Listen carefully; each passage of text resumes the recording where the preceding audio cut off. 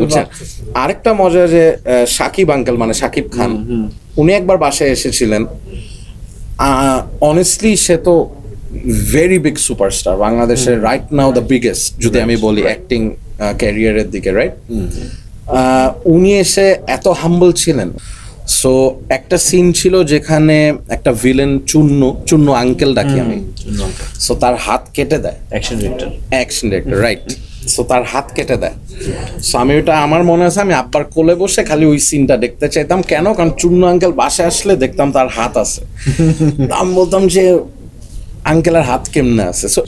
দেখেছি সিনেমার পর্দায় তিনি লটারি জিতেছেন। লটারি এইটা আরে ভাই মনে এটা নিয়ে কোনো ফ্রেন্ড সার্কেল বা সবাই মানে মনে করেন ফ্রেন্ডরাও তো ইয়ে করে না, বাট যে র্যান্ডম মানুষজন বলে যে ভাইয়া কি লটারি জিতছেন কোনোদিন, বা যেমন মৌসুমী আন্টি মনে কোলে নিয়ে ঘুরতো সবসময়। পপি আন্টিকে এটা নিয়ে তো নিউজ হয়েছিল একবার যে পপি আন্টিকে আমি ছোটবেলা বলতাম তোমাকে আমি বিয়ে করবো বড় হইলে। সো বাবা, আপনার বাবা যেহেতু জাতীয় চলচ্চিত্র পুরস্কার পায়, জি সেইটা নিয়ে কি আপনার পরিবারের কোনো আক্ষেপ আছে? চলচ্চিত্রের মানুষগুলা বাবার খোঁজ খবর নেয় কি? হ্যাঁ মানে অনেস্টলি যদি আমার বলতে হয় যে যারাই যখনই নেয় বা যখনই দেখা হয় আমাদের সাথে সবসময় তারা ভালো ছিল, আমি কোনোদিনও নেগেটিভ। বাবার কি ইচ্ছা ছিল যে আপনি মিউজিশিয়ান হবেন? এটা তো মানে একটা মজার জিনিস বলতে পারি। ধরেন আব্বা তো যখন মারা যান আমি তো অনেক ছোট, বাট আমাকে সবাই একটা কথা বলছে যে আব্বা সবসময় বলতো যে এটাই আমার ছেলে, এটাই কিছু একটা হবে, এটাই স্টার হবে একদিন বড়। সো উনি এটা বলতো কেন জানেন? একটা মজার জিনিস, বিকজ আমি সবচেয়ে কালো ছিলাম ফ্যামিলির, বুঝছেন। এখন টিপিক্যাল বাঙালিদের তো মধ্যে জানেন যে ফর্সা যে ওরে আদর করব সুন্দর, বাট আমার আব্বার মধ্যে ব্যাপারটা ছিল এটাই আমার ছেলে, আমার রং পাইছে, ও একটা একদিন বড় স্টার হবে। সো আই গেস আব্বার কথা, I don't know if I am a star or what ever, but I think I am going somewhere in life. বাবার ব্লেসিংস হচ্ছে সবচেয়ে বড় মানে অনেক বড় ইন্সপিরেশন আমার জন্য এটা। বাবার সাথে শুটিং সেটে যাওয়ার মজার কোনো স্মৃতি আছে কিনা ছোটবেলায়? আমরা শুনেছি যে অনেক শুটিং এ যেতেন বাবার সাথে। শুটিং এ ভাইয়া মানে ছোট যেহেতু ছিলাম মেমোরি কম, তবে আপনাকে একটা মজার মেমোরি বলতে পারি, সেটা হচ্ছে জিদ্দি নামে একটা ছবি আছে বাবার, আই থিঙ্ক ওইটা আব্বার last movie if I am not wrong. So একটা সিন ছিল যেখানে একটা ভিলেন চুন্নু আঙ্কেল ডাকি আমি, সো তার হাত কেটে দেয়, অ্যাকশন ডিরেক্টর রাইট। সো তার হাত কেটে দেয়। সো আমি ওটা আমার মনে আছে আমি আব্বার কোলে বসে খালি ওই সিনটা দেখতে চাইতাম। কেন? কারণ চুন্নু আঙ্কেল বাসায় আসলে দেখতাম তার হাত আছে, আমি বলতাম যে আঙ্কেলের হাত কেমনে আছে। সো এই মেমোরিটা আমার কেন জানি সবসময় মনে থাকে যে আমি খালি ওই মুভিটা দেখতে চাইতাম, ওই হাত কাটার সিনটা। এর জন্যই মনে মেটাল মিউজিক করি, বুঝছেন।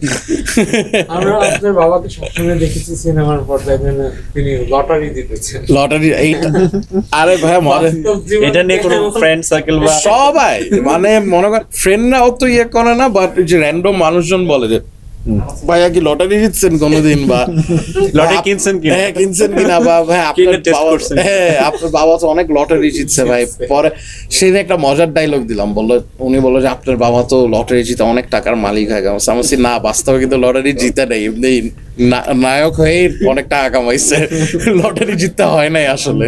সো এটা আই গেট দ্যাট আ লট। বাবা কি লটারি নিয়ে কোনোদিন মজার কোনো কথা বলেছে যে না আসলে বাস্তবে মানে আছে না শুটিং সেট থেকে মানে লটারির ব্যাপারে তো জানি না, বাট একটা সবাই যে স্টোরি বলে ইজ শাবানা ম্যাডাম জসিম স্যারকে নিয়ে যে বিষয়টা বলে যে না তারাই সবসময় লটারি জিতে। হ্যাঁ জসিম বাট মুভির সেটে সে যেটা করতো তার রুল ছিল মুভির বাইরে কোনো কথা বলা যাবে না। সো এটা ওয়াজ আ রুল, এন্ড আপনার জুতা পরতে হবে সবসময়। সো এফডিসি গেলে না এই জিনিসটা সবসময় আমাদের বলে যে আপনার বাবার জন্য আমি জুতা পরি, আপনার বাবা জুতা পরা শিখাইছে, কেউ সেটে স্যান্ডেল পরে ঢুকতে পারতো না। সো এই রুলগুলা সে সবসময় সেট করতো, বা সবসময় মুভি নিয়ে কথা বলতো, মুভির বাইরে কোনো টপিক হবে না সেটের ভিতর। সো যেহেতু আপনার লটারির কথা বলেন, আমি প্রিটি শিওর সে মুভির টাইমে এগুলা নিয়ে অনেক কথা বলতো। তারপর অনেক আলমগীর আঙ্কেল বলেছিল না কে জানি একবার বলেছিল যে একটা হোটেলে তার একসাথে ছিল, রাত 3টার সময় সবার ঘুম থেকে উঠে বলছে আমার একটা আইডিয়া আসছে, এখন সবার এই আইডিয়া শুনতে হবে। So he was always thinking about movies. আমার একটা প্রশ্ন আছে, সেটা হচ্ছে আমরা বাইরের মুভিগুলোতে দেখি যে হেভি মেটাল মিউজিক ইউজ হচ্ছে, যেমন একজন মেইন ক্যারেক্টার হয়তো গাড়ি রান করতেছে, ওই সময় আমরা মিউজিক শুনতে পাচ্ছি, বা একটা অ্যাকশন সিন, ওইরকম সিনগুলোতে এই ধরনের মিউজিক আমরা শুনতে পাই। বাংলাদেশের মুভি বা এই ধরনের প্রেক্ষাপটে এই ধরনের স্ক্রিপ্টেও আমরা এই ধরনের মিউজিক চাই অনেক সময়, অবশ্যই, জি। তো সেই ধরনের কাজ বা আপনার করার ইচ্ছা আছে কিনা? 100% গল্পটা ডিমান্ড করে 100%। কিছু আমাদের যেটা আমি বললাম ভাঙচুর যে গানটা রিলিজ হয়েছে, ওটা বাংলাদেশের একটা গেমে কিন্তু আমাদের গিয়েছে, একটা ট্রেলারে, 0 hour। সো 0 hour গেমের মধ্যে যখন গিয়েছে, ওইটা অ্যাকশনের সাথে এত সুন্দর ব্লেন্ড করছে। সো অ্যান্ড আপনারাও জানেন যে যখন একটা মুভিতে অ্যাকশন চলে তখন কিন্তু হেভি মিউজিক অনেক ভালো লাগে। So I would love to do that, and I think ওই অপরচুনিটি বাংলাদেশে আসবে, and I am pretty sure I will do it someday. আমি জাস্ট জানি এটা হবে। So I am just waiting for ওই টাইমটা, বিকজ গেমে যে তো চলে গেছে, ইট ওয়াজ অলওয়েজ আ ড্রিম। কারণ আমি এখানে আসার আগেও কিন্তু গেম খেলে আসছি, বাই দ্য ওয়ে, আমি এত গেম খেলি। সো আই জাস্ট নো মুভিতেও মেটাল মিউজিক যাবেই, মানে এটা চাইতে হবে, আর কোনো অপশন নেই। বিকজ মারামারির সময় পিছে দৌড়াদৌড়ি মিউজিক, এটা অনেক। আপনার নিজের প্রোডাকশনে কোনো ইচ্ছা আছে নাকি? আই মিন মুভির সাথে যেহেতু রিলেটেড, আপনাদের একটা প্রোডাকশনের জেমস প্রোডাকশন ছিল, হ্যাঁ, ওটা তো এখন অ্যাক্টিভ নাই, যেহেতু ম্যাক্সিমামই আসলে নাই এখন আমাদের মাঝে। ওটাকে নতুন করে আবার চালু করে রিফর্ম করা। না, তবে ভাই আমাদের অডিও প্রোডাকশন আছে, ধরেন নিজস্ব অডিও প্রোডাকশন আছে আমার মেজো ভাইয়ের ফাঙ্ক নুডলস। ওখানে কিন্তু অনেক ব্যান্ডের রেকর্ডিং, অনেক জিঙ্গলস, অনেক বড় বড় টেলকো কোম্পানিজের কাজও হয়। অর্থহীনের অ্যালবামও ওখানে করা, ক্রিপ্টিক ফেটের অ্যালবাম ওখানে করা।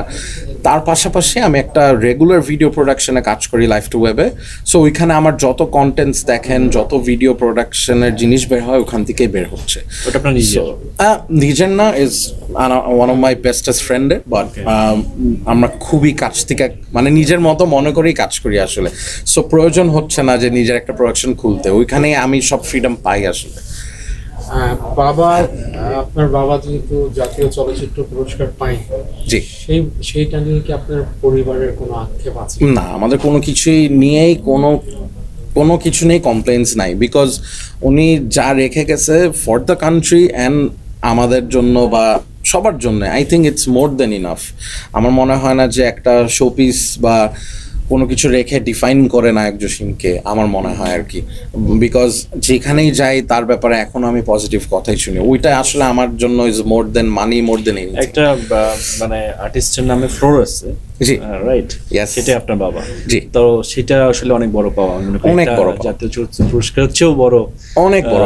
আপনার কি মনে হয় বিষয়টা? অনেক বড়। আমি আপনি যখন তাকান, যতবার যাই আমি ছবি তুলি একটা ওখানে, যতবার যাই ওখানে এখনো বিশ্বাস করবেন ভাই, ওখানে ওনার কথা বলে কান্নাকাটি করে এখনো। এন্ড দেন তখনই আমাকে ওই ফ্লোরের সামনে নিয়ে যায়, ওখানে স্মৃতি বলে, তারপরে উনি কি কি করেছে ইন্ডাস্ট্রির জন্য সব সময় বলে। সো কয়েকদিন আগে আমরা গেলাম ফুয়াদ ভাইয়ের একটা কাজের জন্য। সো ওইখানেও যেমন মেকআপ রুমটা পেয়েছিলাম আব্বার ফ্লোরে। সো ওই ফিলিংটাই না অন্যরকম আসলে, এটা বুঝায় বলার মতো না যে আমি নিজের আব্বার নামের একটা ফ্লোরে বসে খাচ্ছি, এটাই একটা বিরাট বড় ফিলিং আসলে। চলচ্চিত্রের মানুষগুলা বাবার খোঁজ খবর নেয় কি? হ্যাঁ, মানে অনেস্টলি যদি আমার বলতে হয় যে যারাই যখনই নেয় বা যখনই দেখা হয়, আমাদের সাথে সবসময় তারা ভালো ছিল। আমি কোনোদিনও নেগেটিভ কথা বলবো না তাদের নিয়ে, বিকজ নেগেটিভ বলার কিছু নাই।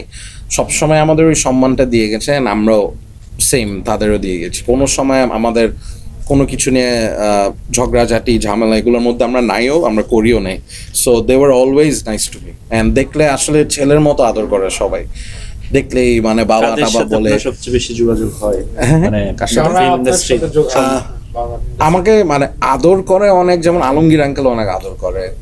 সো উনারটা আমার সবচেয়ে মনে পড়ে। ছোটবেলায় আমার মেজো ভাইকে যখন মৌসুমী আন্টি মনে কোলে নিয়ে ঘুরতো সবসময়, পপি আন্টিকে, এটা নিয়ে তো নিউজ হয়েছিল একবার যে পপি আন্টিকে আমি ছোটবেলায় বলতাম তোমাকে আমি বিয়ে করবো বড় হইলে। সো এটা নিউজ হয়ে গেছিল, আবার হবে মনে তাই।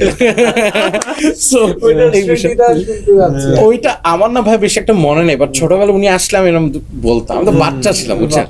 আরেকটা মজা যে সাকিব আঙ্কেল মানে সাকিব খান, উনি একবার বাসায় এসেছিলেন। অনেস্টলি সে তো ভেরি বিগ সুপারস্টার, বাংলাদেশের রাইট নাও দ্য বিগেস্ট যদি আমি বলি অ্যাক্টিং ক্যারিয়ারের দিকে, রাইট।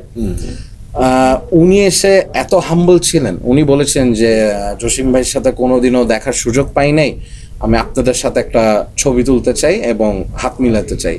মানে আমার কাছে খুব অবাক লাগছে জিনিসটা, অ্যান্ড বিউটিফুল লাগছে, and he was so nice and humble to us. মানে শাকিব ভাই আপনাদের বাসায় চলে গেল? হ্যাঁ, মানে চলে গিয়েছিল, বিকজ আমাদের বাসায় মাঝে মাঝে একটু গেট টুগেদার আগে হতো, এখন তো আসলে সবারই বয়স হয়ে গেছে। এটা কোন ইয়ারের? এইটা ভাইয়া আমার তখন চুল কি বড় ছিল, 13 আগে হবে, 11-12 হবে, 2011 সাডেনলি চলে গেছিল।